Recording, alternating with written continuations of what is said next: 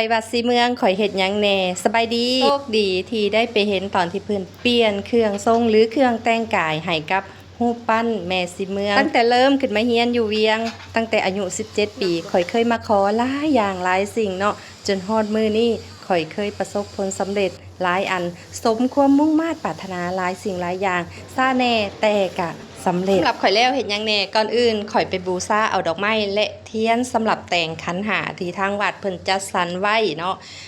ต่อมาข่อยก็จะบูชาเอาขันมักเบงมักพร้าวมักกล้วยเป็นสุดเลยอันนี้ถ้าใครสะดวกซื้อไปกะดีไปอย่างหนึ่งเนาะต่อมาข่อยก็จะมาแต่งขันหาไต้เทียนบูชาองค์พระที่ศักดิ์สิทธิ์เนาะจากว่าเคยมาขอนั่นขอนี่ข่อยก็มากราบเพื่อบูชาเพิ่นบอกเลยเด้อว่าข่อยบ่เคยขอโชคลาภหรือขอเลขอยู่ในวัดศรีเมืองนี่เลยลักๆที่ข่อยขอเนาะจะเป็นพื้นฐานของการดำรงชีวิตที่เฮ็ดให้ชีวิตมีความดีขึ้นเนาะโดยเฉพาะการศึกษาและสุขภาพของคนในครอบครัว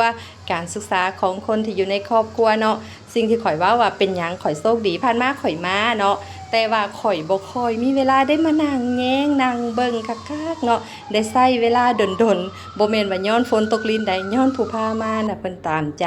พาข่อยนั่งอยู่ดน